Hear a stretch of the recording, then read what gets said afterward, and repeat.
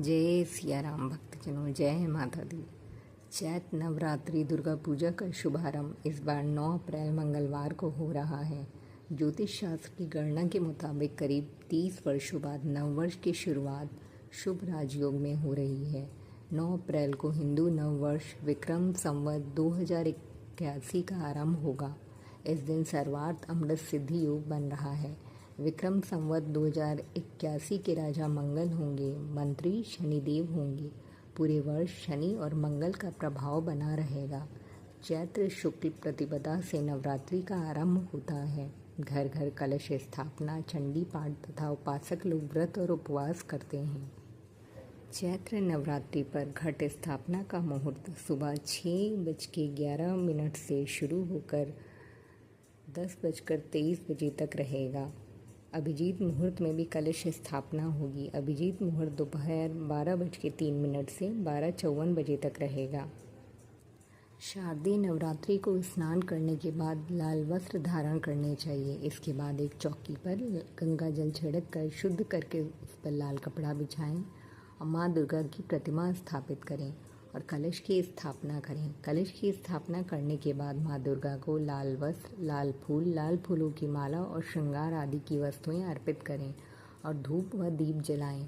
ये सभी वस्तुएं अर्पित करने के बाद गोबर के उपले से अग्यारी करें, जिसमें घी, लौंग, बताशे, कपूर आदि चीज़ों की आहुति दें। इसके बाद नवरात्रि की कथा पढ़ें और माँ दुर्गा की धूप व दीप से आरती उतारें और उन्हें प्रसाद का भोग लगाएं। नवरात्रि के प्रथम दिन माँ शैलपुत्री की पूजा की जाती है। माँ शैलपुत्री सौभाग्य की देवी हैं। उनकी पूजा से सभी सुख प्राप्त होते हैं। पर्वतराज हिमालय के घर पुत्री रूप में उत्पन्न होने के कारण माता का नाम शैलपुत्री पड़ा। माता शैलपुत्री का जन्म शैल या पत्थर से हुआ, इसलिए इनकी पूजा से जीवन में स्थिरता आती है। माँ को वृषारूढ़ा उमा नाम से भी जाना जाता है।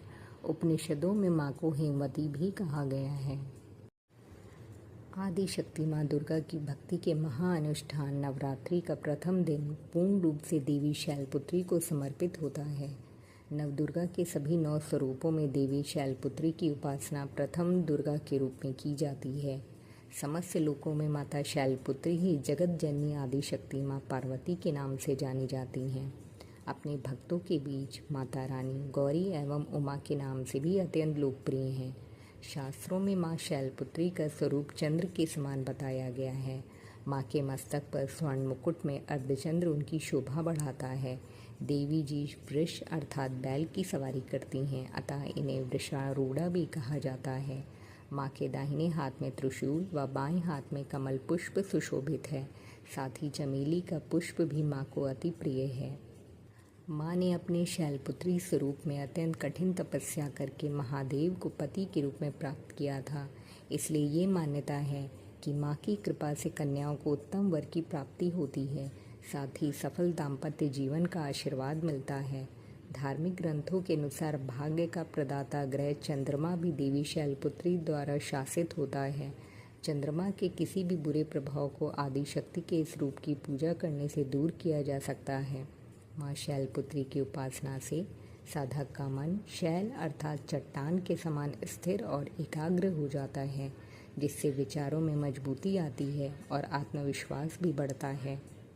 माता शैलपुत्री को सफ़ेद रंग बहुत प्रिय है, इसलिए माँ शैलपुत्री को सफ़ेद रंग की पुष्पमाला और सफ़ेद रंग का उपवस्त्र चढ़ाएं। माँ शैलपुत्री को सफ़ेद मिठाई बहुत प्रिय है, इसलिए पहले दिन की पूजा में सफ़ेद मिठाई का भोग अवश्य लगाएं। आइए भक्तजनों, श्रवण करते हैं नवरात्रि के प्रथम दिन माँ शैलपुत्री की कथा का। शिव महापुराण के अनुसार एक बार प्रजापति दक्ष ने एक बहुत बड़े यज्ञ का आयोजन किया था।